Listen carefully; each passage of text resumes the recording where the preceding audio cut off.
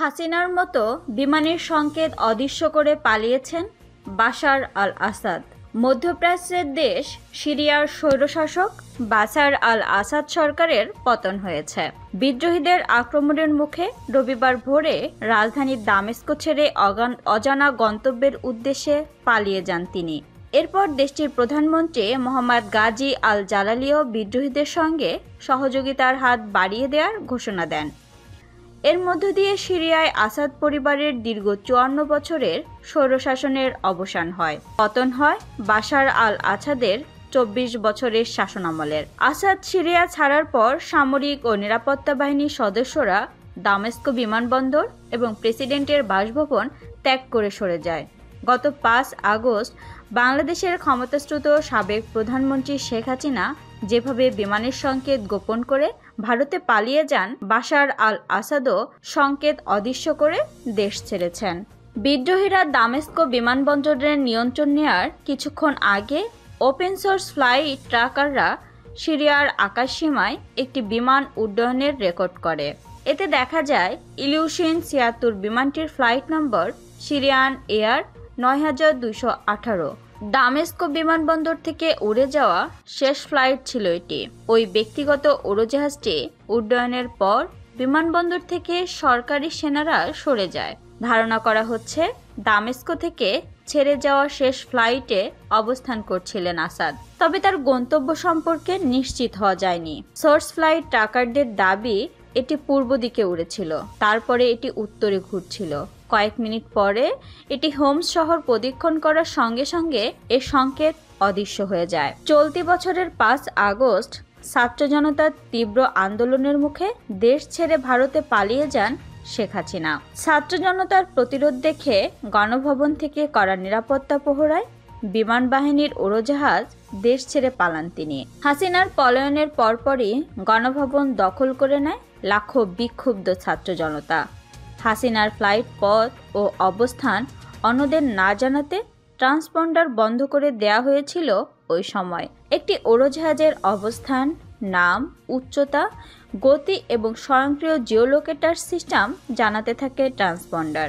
হাসিনাকে বহনকারী উড়োজাহাজটি ভারতীয় আকাশসীমার কাছাকাছি প্রবেশের আগ পর্যন্ত এই ট্রান্সপন্ডার চালু করা হয়নি।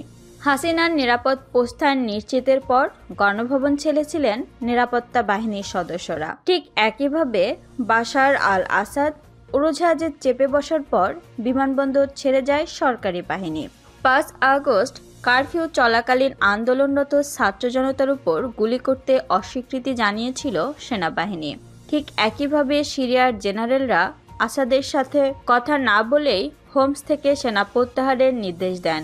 আরব দেশ ও পশ্চিমা শক্তির সঙ্গে কথা বলে তারা এই সিদ্ধান্ত নেয়। সিরিয়ান সংবাদ সংস্থা সাউথ আল আসিমার সূত্র বলছে, আরব দেশগুলো গত ২ দিন আসাদকে পদত্যাগের আহ্বান জানালেও উপস্থাপিত সব উদ্যোগ প্রত্যাখ্যান হয়। আসাদ একটি দীর্ঘ ক্রান্তিকালীন পর্যায়ে জোর দিয়ে বলেছিলেন, আন্তর্জাতিক তত্ত্বাবধানে একটি সাংবিধানিক নির্বাচন করা হবে।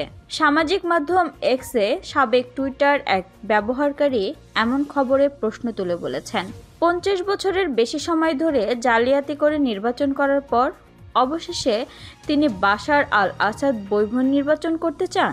গুনি ইয়াজার নামে আরেক ব্যবহারকারী লিখেছেন, বাশার আল আসাদের একঘেয়েমি ব্যক্তিত্ব দুঃখ ছাড়া আর কিছুই বয়ে আনেনি।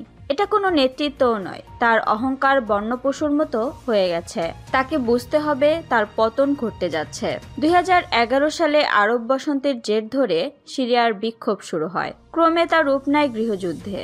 রাশিয়া আর ইরানের সমর্থনপুষ্ট বাশার আল আসাদ নিজের ক্ষমতা অনেকটা সংহত করে রাখতে পেরেছিলেন, কিন্তু ১৩ বছর ধরে চলা গৃহযুদ্ধের চূড়ান্ত আক্রমণ শুরু হয় গত সপ্তাহ থেকে। নতুন লড়াইয়ে একের পর এক বড় শহরের নিয়ন্ত্রণ হারায় সরকারি বাহিনী। রবিবার বিদ্রোহী দলগুলো টেলিগ্রাম বার্তায় জানায়, বাদ শাসনের অধীনে ৫০ বছরের নিপীড়নের পরে এবং ১৩ বছরের অপরাধ ও অত্যাচার এবং জোর করে বাস্তুচ্যুত হওয়ার পর আমরা আজ এই অন্ধকার সময়ের অবসান এবং সিরিয়ার জন্য একটি নতুন যুগের সূচনা ঘোষণা করছে। ১৯৭০ সালে অভ্যুত্থান ঘটিয়ে সামরিক বাহিনীর জেনারেল হাফিজ আল আসাদ সিরিয়ার ক্ষমতা দখল করেন। তিনি ছিলেন আরব সোশ্যালিস্ট বাথ পার্টির নেতা। হাফিজ শক্ত হাতে 3 দশকের বেশি সময় ধরে সিরিয়া শাসন করেন। তিনি সিরিয়াকে ক্রমই মুক্তবাজার অর্থনীতির দিকে নিতে থাকেন। হাফিজ নিচে গোত্র আলাওয়াতিদের হাতে দেশের নিয়ন্ত্রণ এনে দেয়। গোটা দেশে নিজের ধ্যান ধারণা আর ব্যক্তিগত কারিশমা প্রচার করার পাশাপাশি নিজের ক্ষমতাও অনেক বাড়িয়ে নেন। 2000 সালে তার মৃত্যু হয়। এরপর ওই বছরই মাত্র 34 বছর বয়সে ক্ষমতা গ্রহণ করেন তার কনিষ্ঠ ছেলে বাশার আল আসাদ। বাশার প্রায় 2 যুগ ধরে স্বৈরাচারী কায়দায় ক্ষমতা কুক্ষিগত করে রাখেন। টানা 13 বছর ধরে চলা গৃহযুদ্ধে সিরিয়ায় 5 লাখের বেশি মানুষ নিহত এবং বহু মানুষ বাস্তুচ্যুত হয়েছে।